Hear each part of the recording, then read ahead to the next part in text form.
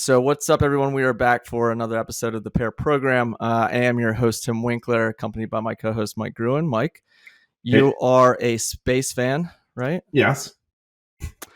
Did you watch the launch yesterday, the SpaceX Starship launch? No, I did not. So not a big space fan. Not as huge a space fan as I once was when I was younger. Okay. Jazmin, I'd imagine you tuned in. Yeah, I was going to say, maybe it was a good thing that you didn't watch.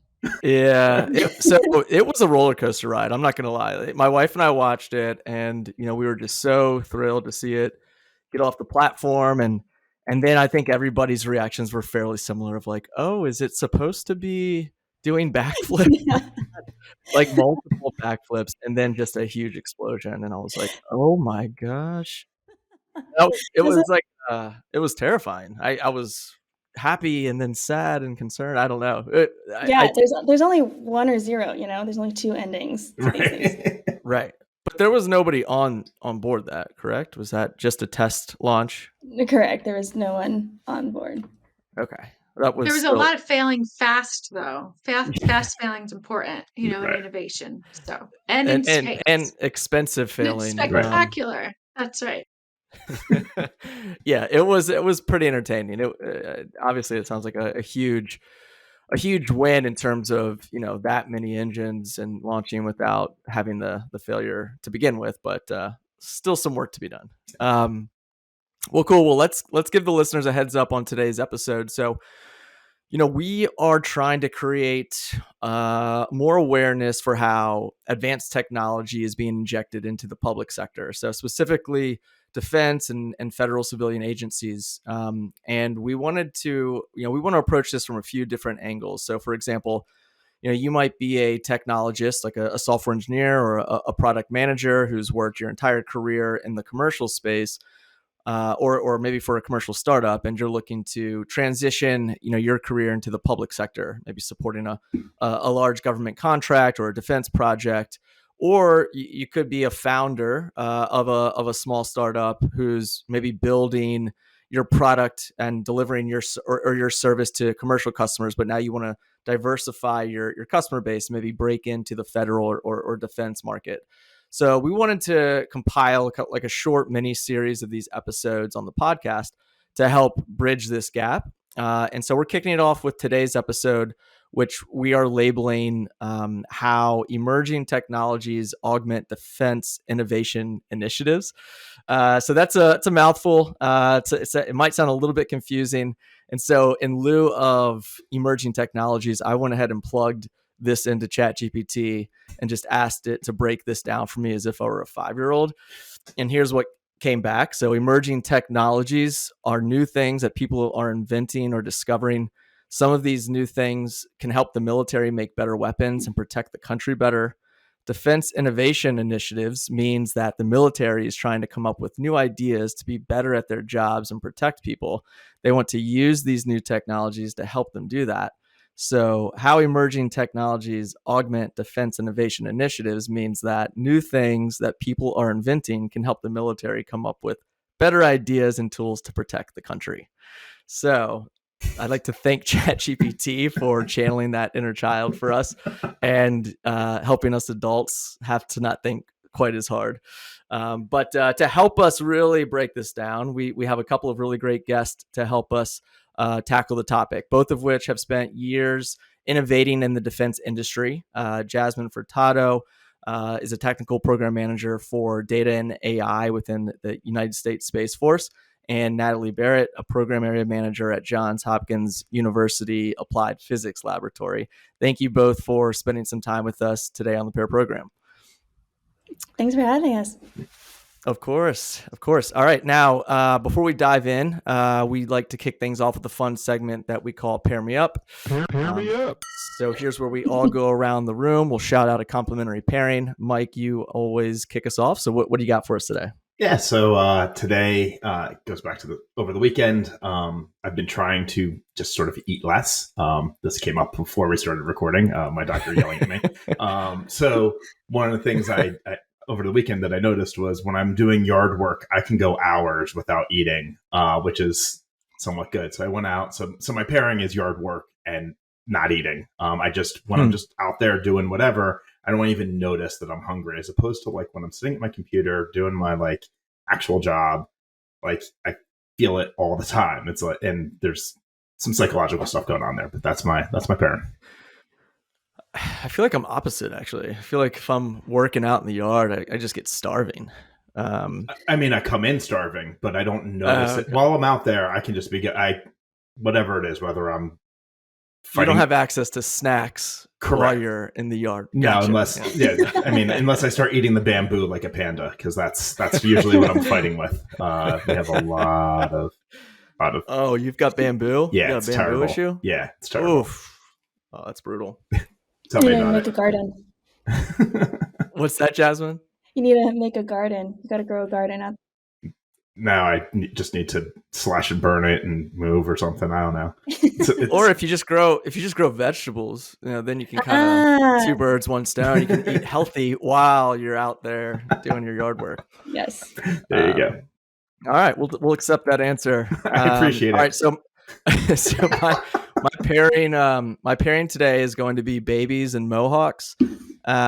So as I've mentioned before on previous episodes, now my wife and I, we welcomed our daughter Alice into the world 4 months ago now, and whenever we do bath time, Papa gets to play stylist, and I get to draw her hair in different styles that I like. So I wanted to experiment with a little mohawk on her, and I'll share. Let me see if I can share this picture. You guys see that? Pretty good, right? So I will just say that having a baby with a mohawk and walking around with her, it gets a ton of praise. People like it. It's well received by the people. And it's I think it's just a people pleaser. So she's got a lot of compliments and just seems to bring out an element of her little personality. So I'd just say for any listeners out there that have babies, give this a shot after bath night. Just wait and see what kind of reactions you receive. I don't think you'll be disappointed. All right, let's pass it off to our guest now. So let's start with Natalie. If you want to give us just a quick intro and then your pairing. Sure, Nat Barrett. I'm a technologist with a background in electrical and biomedical engineering. I've had the privilege of serving Department of Defense for a very long time now, and probably my favorite programs are related to exoskeletons and brain-computer interfaces to really advance and protect our warfighters. So my pairing is yoga and solitude. As a mom of two, it is one of the only times that I get solitude and the opportunity to really be creative and to let the ideas percolate of what's next. Well, that's great. As far as yoga goes, what's like, do you have like a position that's like your go-to that you enjoy the most? So that's a great question. My top is down dog, but probably my favorite is called Savasana, where you lay still for minutes. And so it's actually a place where it's almost like meditation. And you can really be calm and the ideas just flow. It sounds like nap time almost. It's adult nap time. Don't tell anyone. Time. That's great. I love it. And also love the work that you do. That sounds super fascinating. Can't wait to dive into that more. But let's pass it over to Jazmin. How about your intro and your pairing? Yeah, well, thanks for having us here again. I'm Jazmin Furtado. I have worked a few data and AI initiatives in the Department of Defense, specifically in the Air Force and the Space Force. So my pair today is dogs and sun patches. I just think of it's just something in my head. My dog does that a lot, actually. Like finding sun patches on the floor anywhere, and they're just naturally drawn to it, and they just kind of just sit there, just lay there. They don't know anything about what dangers of sunlight. They just love the warmth, and they'll just stay there. And then as the patch moves, they'll also move with it. So that's very good. Awesome. That's a great pairing. That is a great pairing. I mean, so this is one of my former dogs. He's no longer with us, but he was an awesome dog. His name was Griffin. And he would love a good sunspot. I'd always like go out on my back deck and see him just posted up. It's exactly right though. It's like dogs are just drawn to a good sunspot. It's like they know what's comfort. It's the good stuff. That is good stuff. Awesome. All right. Well, good round. Yeah. Although we should note, no whiskey. I think it's probably the first time in a while that we haven't had any food or beverage or anything. That's true. Well, I'm actually drinking a cocktail right Good now. for you. Yeah, thanks. All right. Well, let's go ahead and transition into the episode. So, as I mentioned, we're going to be talking about innovating in the DoD, which is Department of Defense, and other defense-related agencies like DARPA, which is the Defense Advanced Research Projects Agency. And I'm going to preface for our listeners, the majority of which are a lot of commercial-focused technologists, that your intro to Government 101 lesson is that the government loves their acronyms. So you will hear a lot of acronyms throughout this episode, but we'll be very mindful of this, make sure that we spell out what these are short for. And, we're only going to begin to scratch the surface on this episode, but our goal at a high level is to cover a few things. One, we want to paint this picture of the types of problems that like the defense is trying to solve and in what types of technologies that are being used to solve these. Two, we want to discuss the importance of adding competition in this space, right? So, making sure commercial is brought in to innovate is a big piece of this conversation, not just keeping it only, companies that are, already tied into the defense space. And then lastly, explain some of these different ways that you can collaborate and partner in this space. So if you are a technologist that's looking to get into the industry, how you might explore an opportunity as a career, or if you're a founder of a startup, how you might tap into the space from a sales perspective, creating a sales channel in these industries. So let's jump in. There's a lot to talk about. Jazmin, I kind of want to start with you. What are some of these kind of large scale problems in tech, maybe that you've experienced in your career within defense, or that are kind of top of mind in today's market? Yeah, so to start off, just like with painting that picture, the Department of Defense has a lot of data. So my background has always been on the data side of the house, software side of the house, and analytics, artificial intelligence. So use that all as just context. So there, with the amount of data and the amount of systems that we have in the Department of Defense that's collecting data, it's a very complex environment. It's very complicated. There are so many things that are collecting information, and there's so many people that are doing things with that information. So you can imagine this like jumbled mess of data pipelines, and you have so many people that can derive value from this information, but it's hard sometimes to pull out what's relevant, and it's hard to navigate such a big ecosystem. So this area is really ripe for innovation. How do we bring more order to some of the chaos? And it's not a one-size-fits-all solution. Every unit in the DoD is different. They have different skill sets. They have different missions. They have different technology stacks. So there's a lot of different ways to tackle this problem and the challenges that we see when it comes to like data and innovation. We see a lot of innovative efforts popping up as a result of that. So we'll see a lot of innovation hubs that are, for lack of a better term, I'm going to quote unquote that because some groups don't like to be considered innovation hubs and some do. So I'm just going to use a blanket term, which is a little bit dangerous in this regard.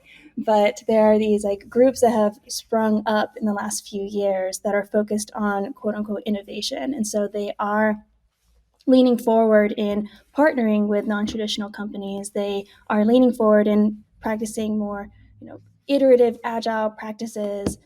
They're more interested in, adopting more emerging technologies. And so they position themselves in areas that have a lot of data, they position themselves in areas and get the appropriate infrastructure to be able to do agile, fast software development. So in these areas, there's I can't even list all the different mission areas because there's just so many. But you think from my perspective, Air Force, Space Force, we see a lot of tracking, personnel management, optimization of processes, trying to identify events of interest.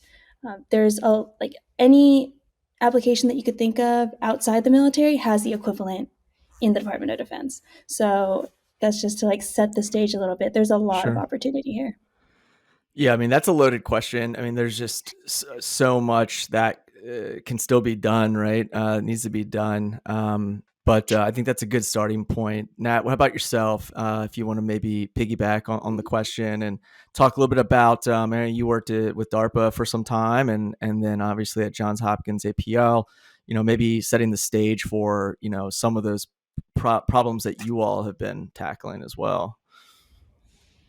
That's a great question. One of the things I would really point anyone who's interested in getting into the DoD space is to take a look at the national security strategy, the national intelligence strategy, the space strategy. There's a lot of content that's available and publicly available for the civilian sector to consume.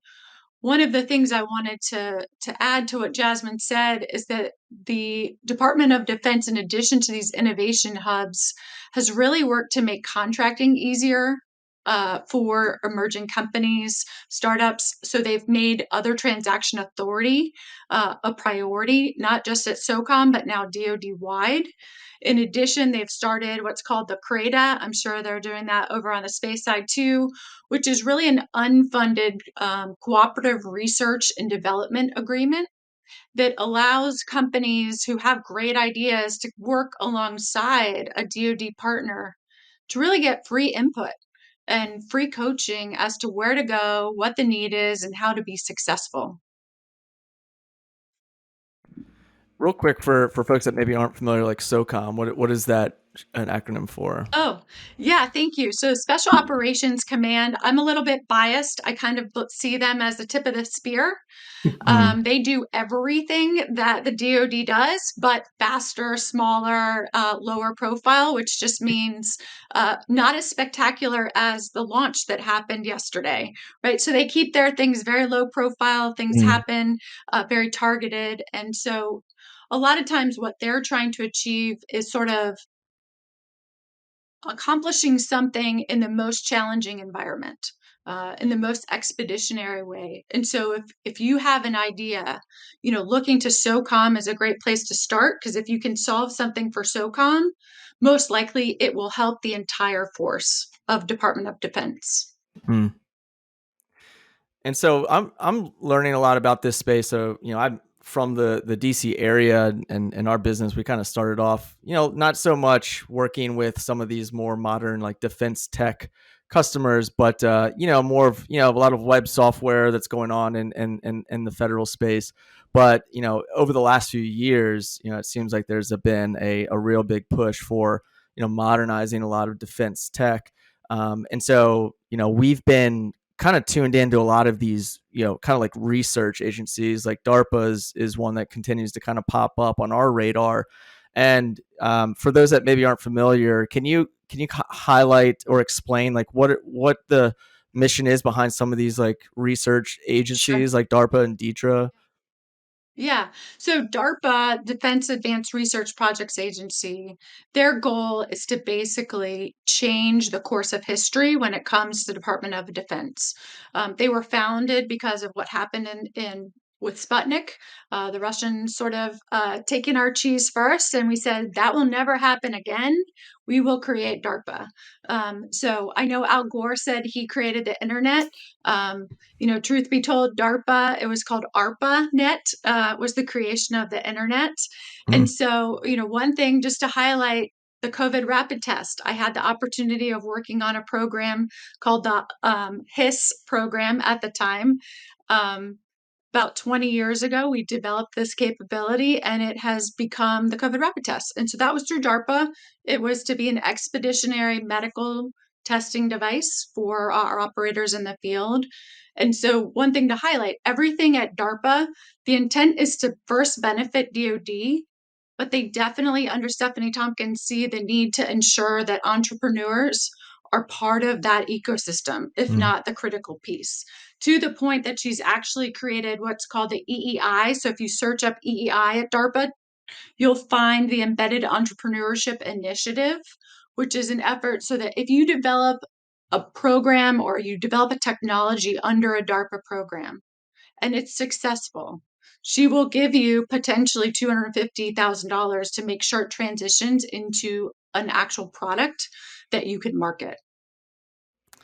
Yeah, go ahead. I was just gonna say that's a very good example of, you know, somebody who's trying to get their foot in the door. You know, I almost equate it to like pre-seed funded startup, right? It's like these smaller kind of grants and initiatives that are designed to help fuel that innovation for those folks that are just trying to get something off the ground, or you know, break into a space where you can kind of use, you know, this customer base to test something out.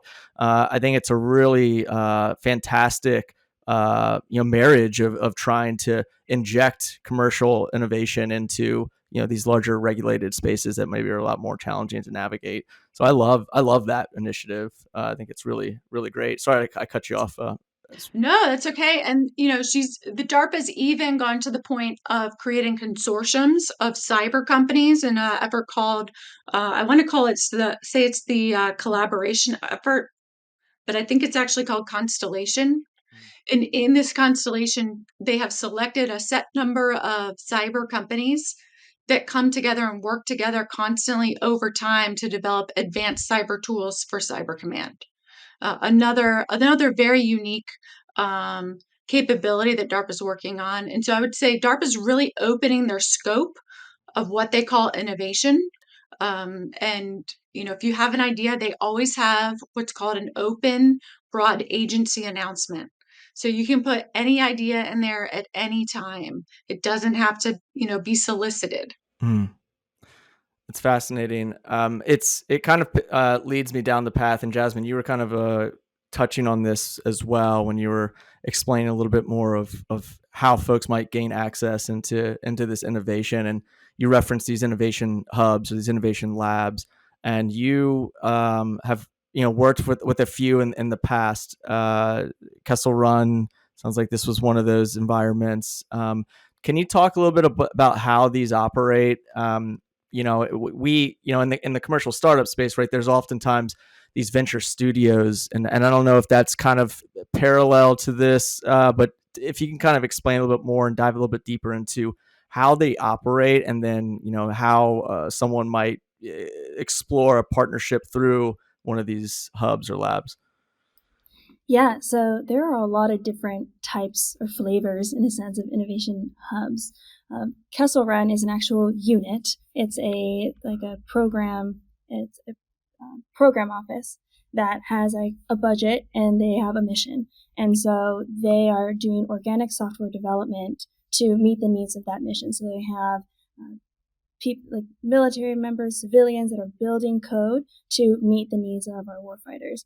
And there are other innovation hubs that are, you know, working on different mission areas throughout the departments. There's also things that are more associated or tied to like research, like Space Camp, for example. They're tied with the Air Force research labs, and they are built. They're also a software development organization, but they're not. They're associated through AFRL.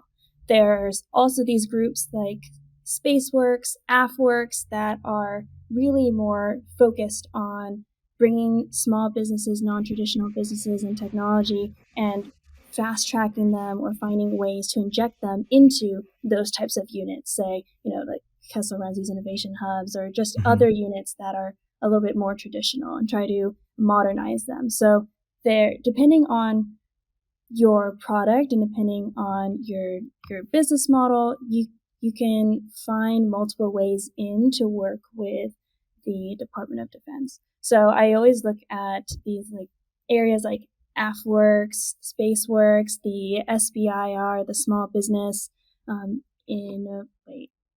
Small Business Innovation Research or Innovative Research. I don't know which of the two. And then the STTR, which is like the Small Business like Technology Transition.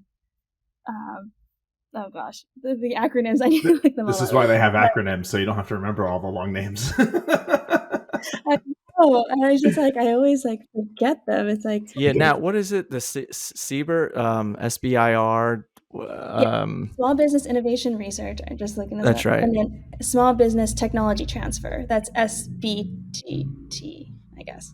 So those are two ways that small businesses can get on contract with the Department of Defense to build a technology that may be more emerging and then go through multiple phases to eventually get to a mature enough state where you can more closely partner in a more operational way with a unit.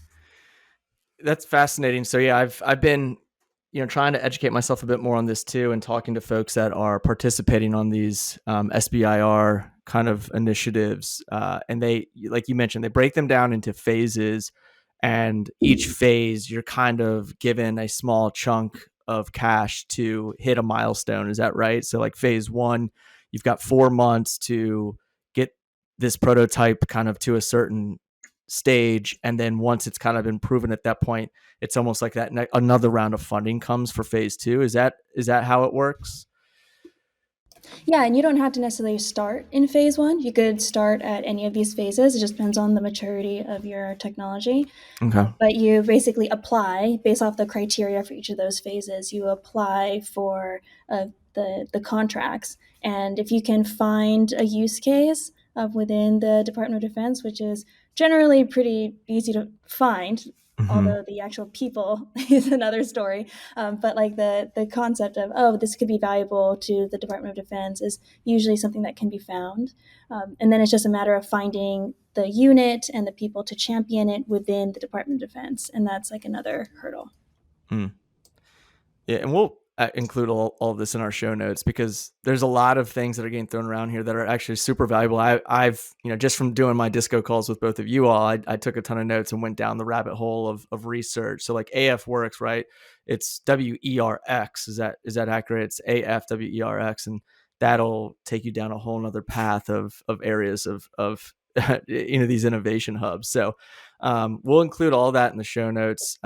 Before we transition to the next point, Mike, I was curious, you've been in tech in this area for some time. Did you ever, participate down, the public sector path? Did you ever work for a government contractor or anything along those lines? Yeah, all of the above. So, couple companies ago, well, now a few companies ago, we were doing, it was natural language processing. And then there was a big InQtel investment in us that got us into the NSA, and with CIA, NSA, FBI, trying to track down using natural language processing to find bad guys, potentially terrorists, both foreign and domestic. So that was, and that was I'm curious to our guests, like, is InQtel somebody who works with DoD, or is that strictly Intel community? Nat, I would definitely encourage anyone to go work or to put in a business plan to InQtel. Our IC and DoD are well connected and play in kind, and so any technology trade show that you see that comes up that InQtel is hosting, I would go. Right, and the same thing with Soft Week, I would go. Yep. Those are opportunities to, like Jazmin said, it's hard to find the people. Go to the events where they actually present themselves and go chat with them. Another one is SOCOM has a TE event, which is their technical experimentation event. Another place where you can go and showcase your work and have actual operators or warfighters come and assess them. Yep. And yeah, back to your question, there was another, I mean, that InQtel's been my means in at 3 companies where they were the ones who sort of made the introduction. They saw what we were doing, what our technology was. There was a different company I worked at where we were looking for inside risk, inside threat, bad actors, those types of things.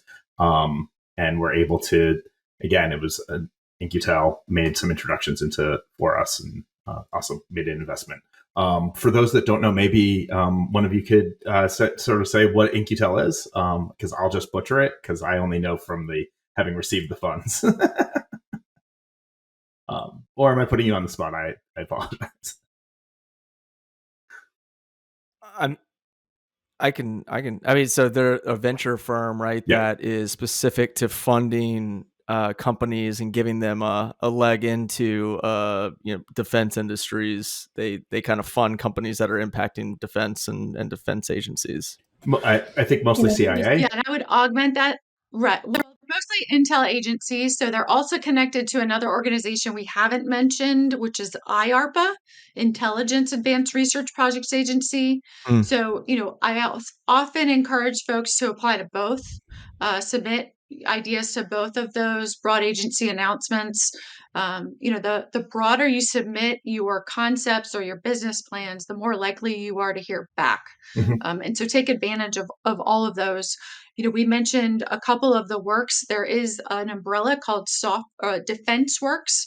If you go to the Defense Works website, you can sign up to get access to all of the works and to get updates on when they might have demonstration events or other events where they talk about their capability or their opportunities. And so just a piece about that, the opportunities through Defense Works are that they're often given funding by the Air Force or SOCOM or some other entity to work with a startup, and through this OTA construct and these other transaction authorities, you can actually get a ceiling on your contract, which allows you to receive funding to that level. And so anytime you have a contract or an OTA, that definitely gives you an advantage. So definitely take the time, sign up for things like Defense Works. The other one is NDIA, another great place where you can actually meet people and talk to them and make those human to human connections.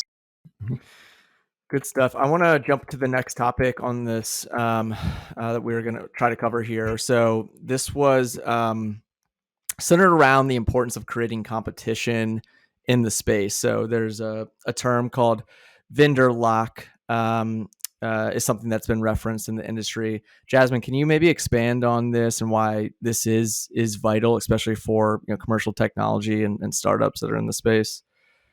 Yeah, so to what I was mentioning before, when we were laying out the content, like the bigger background of the whole thing, I mean, the DoD is huge, right? There are just so many use cases, and there's, like I said, not one size fits all solution. What we see in the software realm is an opportunity to have multiple solutions to a problem in a way that is a little bit easier than before. You don't have as high barrier to entry to enter into the space if you were more hardware centric. So if we're looking at software, we're really looking for more modularity when it comes to our solutions. It's easier to break a problem up in theory when you're dealing with software. So when we're looking for solutions for the DoD, it's really a ripe place to find things that are easily interoperable with other technologies, things that you can plug in and out, because what we've seen in the past is when we're dealing with really hardware-centric solutions, we're stuck with a solution. We can't, replace something very easily if we find that something's not working well for us. With software, we can do that. So we really need competition, these small businesses at the table, to be able to compete, because they add to that, that they add to the environment, and they allow us to have the best solutions out there, instead of just having to focus on one vendor doing everything. We can find the best of breed to make up our defense industrial base. Yeah, well said. There was a subtopic on this when we were kind of brainstorming that was also kind of going down the path of zero trust security model, so also known as zero trust architecture. Can you explain what that is and why that's so important? Yeah, so the concept of zero trust is that we create a ecosystem of technologies and tools that can be interoperable with each other in a very secure way, an easy way. It's to add to the simplicity of the ecosystem. So if we have a few big software systems that we just dive into the system and that you can do a ton of stuff in this space, that's great. But if we try to break it up into pieces, it's hard to deconstruct. It's hard to move. It's hard to move between different tools. What we want is the ability to log into our network in the DoD, log into a network and have access to all the tools available, and have the authentication and security protocols in between each of these tools to easily navigate between each of them. And that makes up that zero trust model. So everything that's in the network is modular enough so that they can interact with every other system in the network in an easy, seamless way. So you don't need to log in 50 times to get access to your data, and your data is not super siloed in one location or another, and it's not difficult to access it. So the idea of zero trust is to create this ecosystem of easy access, easy interoperability in a secure way. So yeah. That was super clear for me. Mike, I know that you and I had kind of riffed on that briefly before as well, but just coming from the commercial startup space, I mean, it is something that's pretty also like common knowledge on your, in that world. It's hard for me to say common knowledge. I mean, my last company was a cybersecurity training company, so for me, it feels very common knowledge. Sure. But we had, we had to do a lot of education about what zero trust means and how this idea that like you don't. It's a complex idea, I think, for people to get a hold of.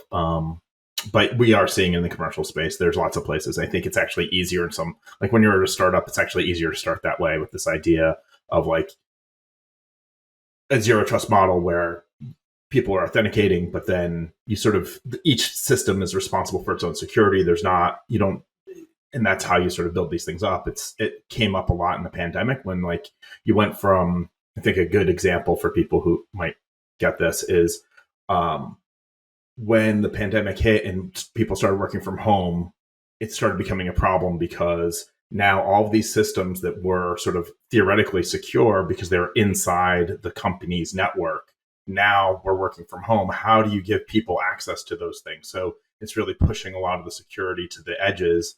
And so that it's not like this idea of like this sort of hardened outside perimeter. And once I'm inside, then I'm trusted and I don't have to authenticate again. It's really pushing it out so that all of the different systems are constantly challenging. It's like this idea of like, we don't trust you. And we're going to constantly confirm that you are who you say you are. We're going to constantly confirm that you have access to the things you have access to, but it's all done at the software side. It's not as, as Jazmin was saying, it's not, we're going to force you to log in all of the time. There's got to be a way to sort of authenticate once, but pushing that all out. And that's what allows people to work from home without a VPN.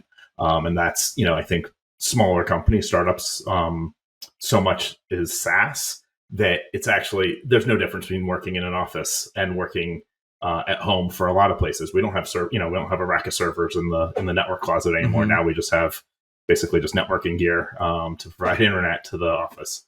So that's sort of, hopefully that helped a little bit. But yeah. Cool. Yeah. Nat, I think we kind of skipped over this too, but I do want to quickly backtrack because, you work at Johns Hopkins Applied Physics Lab, and an area that, this is a university that is another outlet that we see, partnering to innovate in the defense space. Can you maybe just kind of quickly paint how that happens through that kind of outlet, and name drop a couple of the big ones that are out there that are impacting in the space? Sure. Anytime that you can come across a university and team with them, It's always a great opportunity.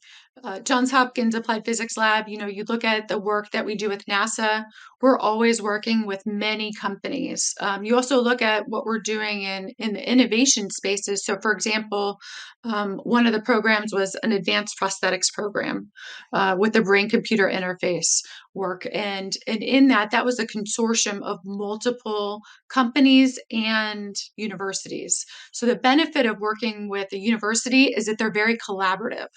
Their intent is to be collaborative. Their intent is to really advance technology and not to compete in the way that you traditionally think. And so that's why people love to work with our national labs as well. That's another great opportunity. Sandia does that a lot. Lincoln Labs, MIT Lincoln Labs is another great opportunity. They have many events that you can attend that are open to the public. And so, anytime that you see a university like a JPL, an APL, Penn State is great at this as well. Virginia Tech, I think, too. Did they have? Virginia Tech has an Yeah. ARL, and so we'll all release our own solicitations on occasion.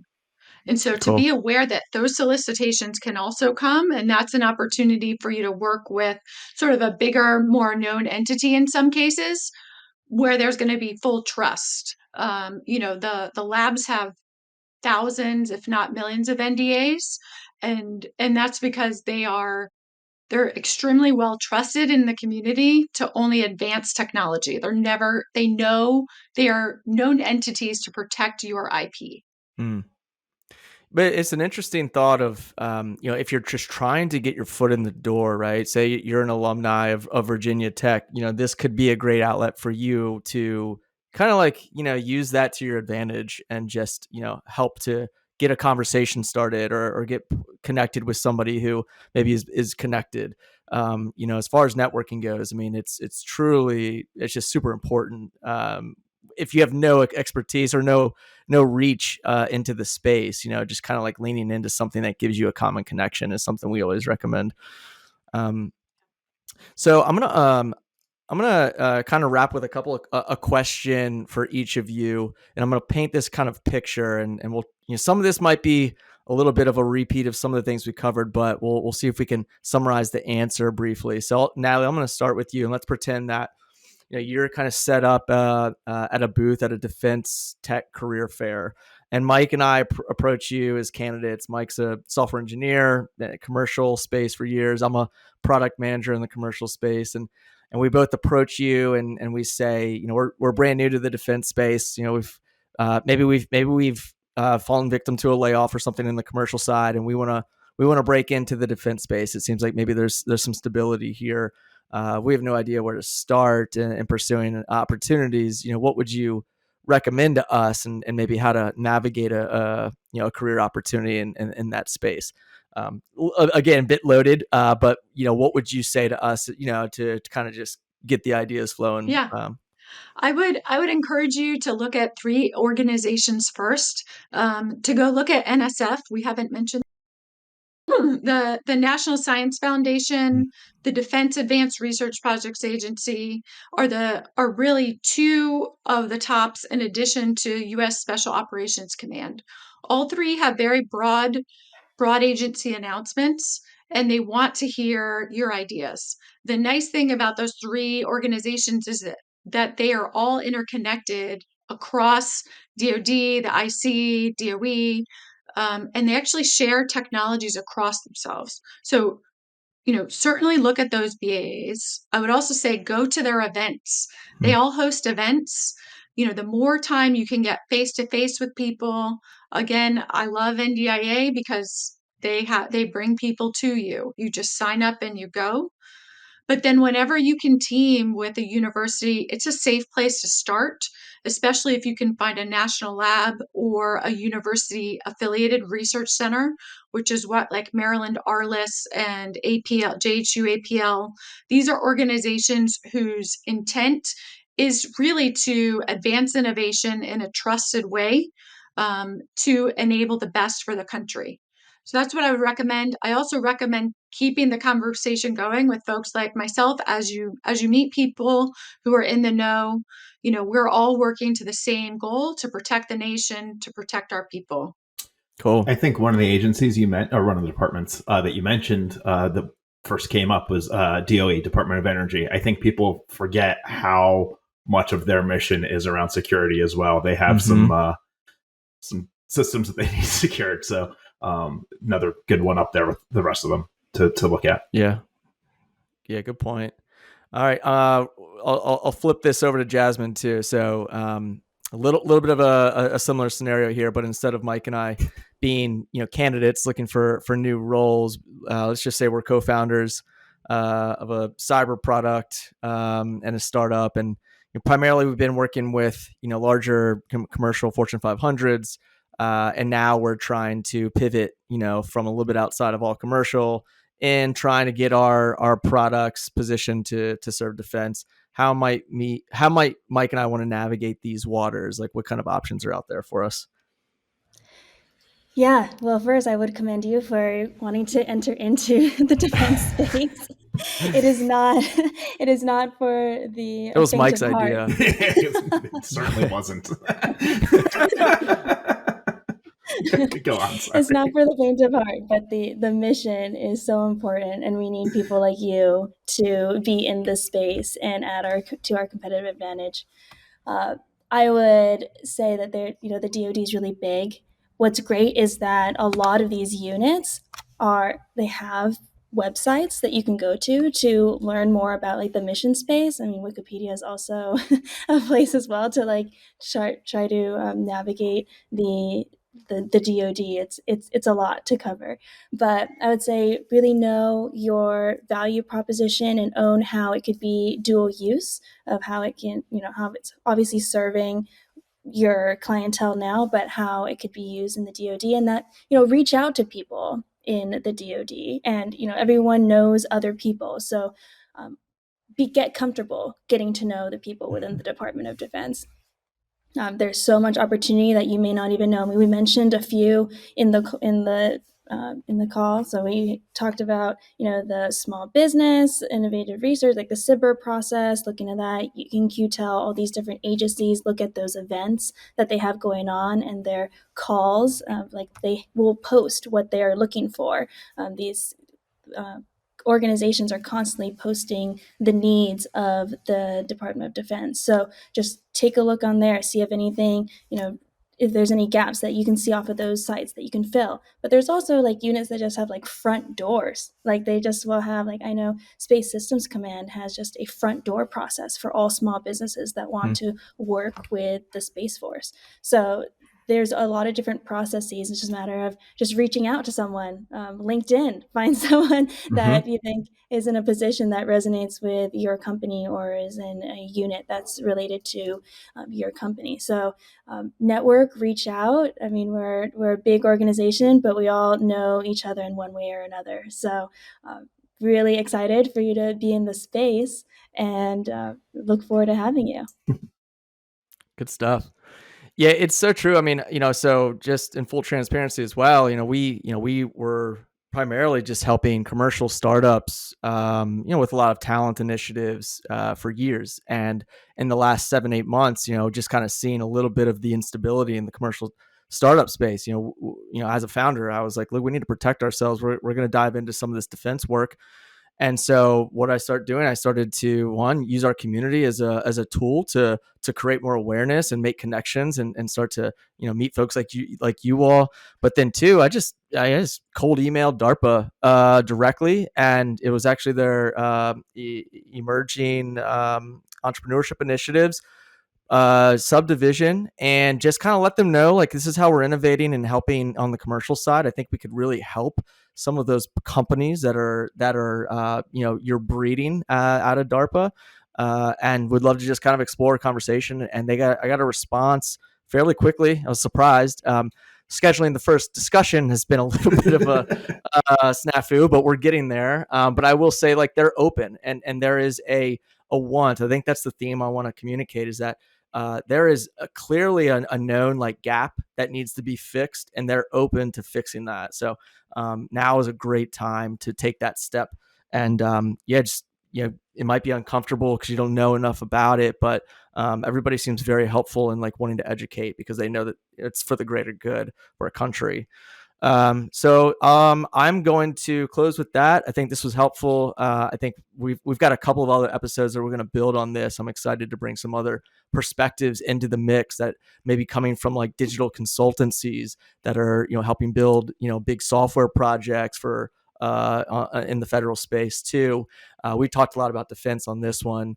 And I think this is a hairy one. This is a pretty tricky one to navigate, but this is helpful to at least get the initial blocks going. All right, so a segment that I love, we're going to jump into. This is the 5-second scramble. So we're not going to be super brutal on you all. We don't have like a buzzer where we're going to buzz you if you exceed your 5 seconds to answer. But try to keep it brief if possible. It'll be a mix of rapid fire business and some personal. Natalie, we're gonna start with you, and then Jazmin will get to you.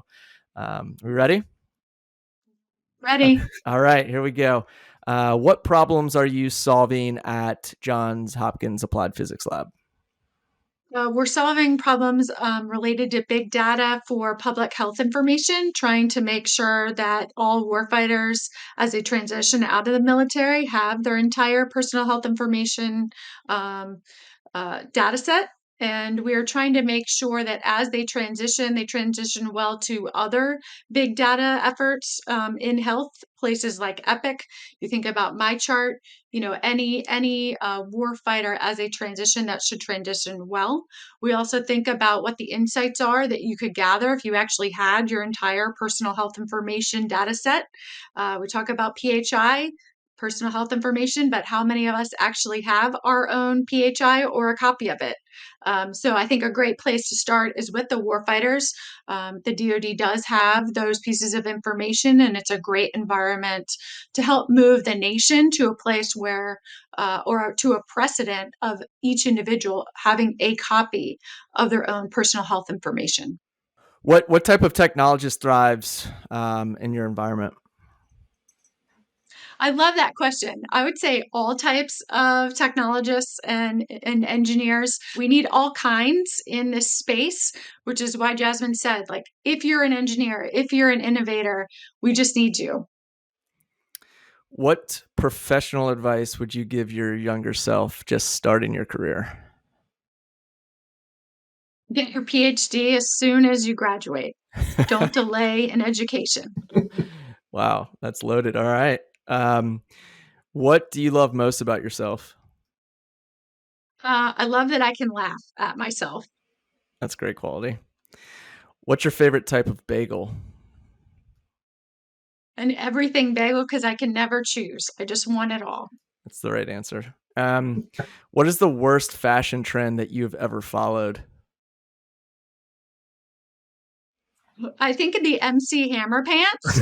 When I was little, my grandmother made me MC Hammer pants with a jumpsuit. Like, so when those came together, that was just wow. I think we renamed them the Palazzo pants.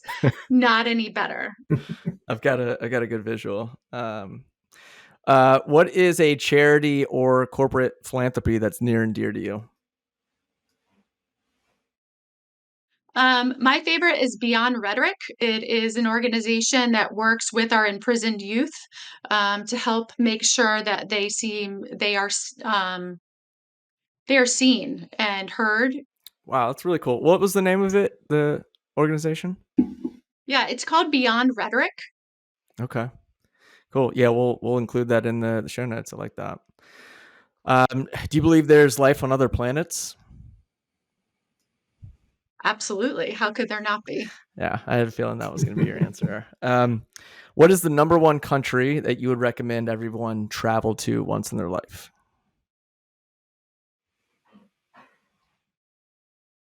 think we should all make it to Australia at least once to see Sydney and to appreciate the diversity of that environment. I think the way that they treat their Indigenous population is unique and highly valuable.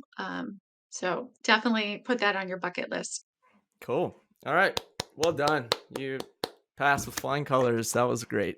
Jazmin, you've got some big shoes to fill here. Oh, wait, do I get the same questions? Oh, no, they're completely different. In case you were taking notes. I was like, okay. I was hoping that it'd be similar. I was like, great, what would I do? So, okay. All right. There's some overlap. Some overlap, okay. We'll say. Okay. All right. What problems are you solving at Space Force? So right now, there's a really big digital innovation push in Space Force. We have a ton of data, and we're trying to figure out how to make that easily accessible to everyone in the Space Force, trying to make things as open as possible and secure as possible. So it's the lifelong challenge of bringing data together so that you could disseminate it out very easily. So it's a big challenge, and it's a really exciting time for the Space Force. Awesome. What would you say is one of the biggest challenges that startup founders will face in 2023? Oh, I just got anxiety. I don't know about you. There's so many. Oh my gosh. Well, one that's like top of mind for me is just differentiating yourself in this like age, this budding age of AI and generative AI that we find ourselves in. There's going to be a real big distinction between companies that really embrace that and companies that don't. So that's, I would say, the biggest challenge is figuring out how to embrace those technologies and integrate them into your product. Mm-hmm. Yeah, well said. And I like that it wasn't just the layup answer. I was thinking access to capital as well. But I think that can go without saying at this point. What is your favorite aspect of working with Space Force? My favorite aspect is the potential. And it's just so exciting. There's so much to be done. And it's this like area, right? It's this place, the final frontier situation. It's just such an exciting place to be. So I just love that there's a lot of opportunity, and there's like no precedence for what a Space Force is supposed to look like. So that is the most exciting piece. It's just the novelty of it all. That's so cool. I remember when it first came out too, and people were like, Space Force, what is this? And now I think people are like, damn, that's cool. Yeah, everyone that's a part of it can define what it means. Yeah. All right. What is a charity or corporate philanthropy that's near and dear to you? I'm a co-founder of my own nonprofit called Vesper. We provide educational support to conflict areas in the Philippines, Ethiopia. So that's one that's near and dear. It's something that I started when I was in college because there was a huge typhoon that hit the Philippines, Typhoon Yolanda, and it devastated so many of the smaller areas and places that were really hard to get to for multiple reasons. So with my nonprofit, I work to remove some of those barriers to get educational support to those areas that are hit by conflict, whether that be environmental or with people. Wow, that's awesome. What was the name of it again? So we'll make sure we include that. Vesper. Very neat. All right, this is a very lighthearted transition here. So, what is your favorite cereal? Fruity Pebbles. Oh, strong. Would you rather vacation on the moon or on Mars? Ooh, I think on Mars. It seems a little warmer. Just because. Awesome. Do you have a celebrity doppelganger? A celebrity doppelganger is Sarah Hyland. Okay. I can't think of any other than that. Tim Googles Sarah Hyland. I don't know. But yes, I will Google that later. But we'll take your word for it. Do you have any phobias or irrational fears? Yes. I have a phobia of clavicles. Hmm. I don't like feeling things like touching my clavicle. I don't like seeing like exposed I have a thing with clavicles. It's just Interesting. it is very irrational and very odd. Okay, another lighthearted transition. Would you rather have a pet dragon or a pet unicorn? A pet dragon. Cool. And That's then just so cool. it is cool. What is your favorite Disney character? Oh my gosh, I was just at Disneyland yesterday. Oh no. That is hard. Mm-hmm. That is very hard. I'm thinking of Moana right now. Oh, nice. Yeah. Great Since soundtrack too. Yeah, right? Yeah. I got to ask the room, Nat, what's yours? Do you have a favorite Disney character? I don't know either. I was thinking the girl in Brave, but I don't know her name. Okay. I think that's a great character. Looks like Thomas just let us know. Oh, Her name is Marita? I don't think so. that's maybe Merida. his. Oh, that's Mike? yours. Okay. I mean, Mike, what about you? I mean, I'd have to cheat because now that Disney owns Star Wars, it would be Han Solo. Okay, yeah. That's a good answer.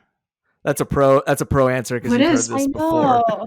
I was gonna Yeah. say that's like I mean, almost a Is it cheat really? I because mean, it's not. yes, I have heard it before, but I'm not a big Disney, like the Disney cartoons, the other Disney properties fan. So. I know, isn't that like OG Disney? That's not right. So It's it is pop-up. Marita. It is Marita. Yep. All right.